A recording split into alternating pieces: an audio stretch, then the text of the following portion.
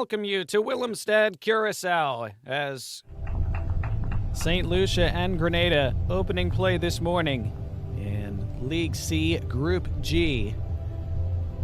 It was a very hot day in Curacao, and St. Lucia were able to put the heat on Grenada for much of the first half, and Kai Russell was at the heart of much of that. Showed good skill on the ball, and Grenada had a hard time getting it off him.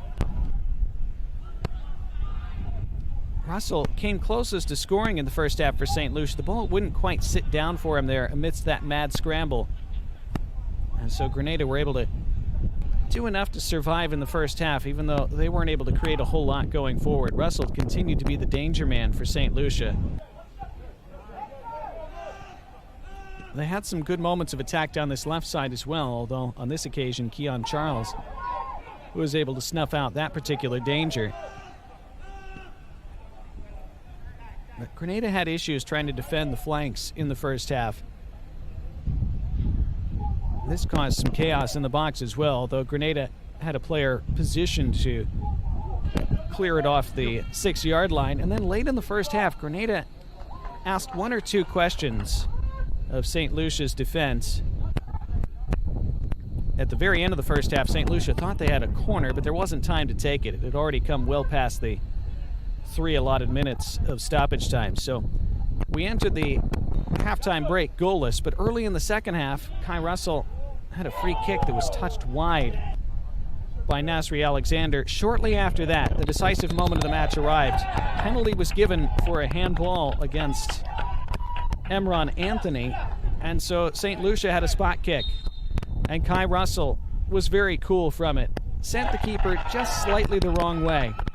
He put it just to his other side, and Russell taking the responsibility as the captain and doing exactly what they wanted and expected as he put them in front, and that proved to be the decisive blow.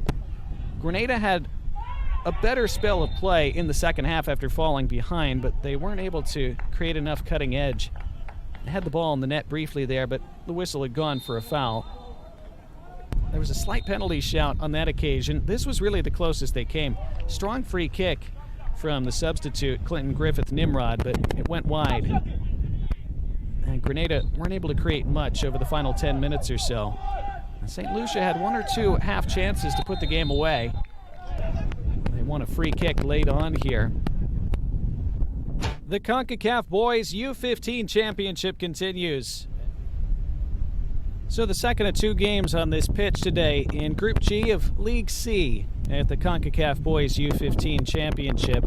Martinique and French Guiana took to the pitch, trying to equal or better St. Lucia's result from earlier this morning when they defeated Grenada. It was Martinique who took command right from the beginning. French Guiana held out for about 10 minutes, but then from a corner in the 10th minute, the ball was scrambled home on the goal line, and Martinique had themselves ahead. Pollux was credited with the goal. His teammate Merlin was also in the vicinity. So it was 1-0. French Guiana got off to a slow start, and then, despite some good last-ditch defending that kept themselves in the game for a bit, they would fall further behind in the 27th minute. After a little sequence of possession, the ball would eventually find its way to the feet of Le Bon, and his first touch was deft, and he was able to shield it off and win the penalty. And Le Bon had an excellent game. He was so tough for French Guiana to deal with throughout these proceedings, and after earning that spot kick, it was Tayron Joseph who saw his shot initially saved, but the follow-up from his penalty was put away. Good initial stop from Dirk Madelheim, but it was 2-0. A free kick sailed wide late in the first half. Also, a shot from the edge of the box was really well saved by Madeline, who had a good game and goal for French Guiana despite the defeat. A late free kick for French Guiana was struck into the wall. And in the second half, French Guiana did a bit better, but Martinique continued to always pose a threat on the counter. Their speed on the flanks was good. Their skill in the middle of the park was good as well. This was a decent volley early in the second half by Mateo Nasidas. Good technique and skill on display from Martinique today. Aderco was the key danger man for French Guiana. He was the one who came closest to scoring on a few occasions for them, but they were never quite able to make it happen. At the other end, Le Bon continued to be a handful for French Guiana as Martinique searched for that third goal.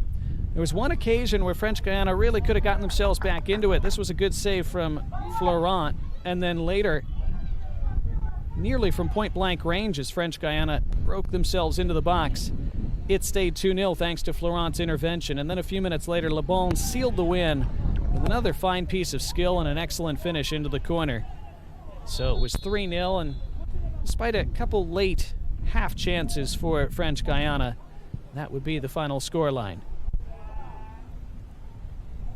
It was Attico who continued to pose a threat. Some excellent late defending from Criswell Alcindor to preserve the clean sheet for Martinique.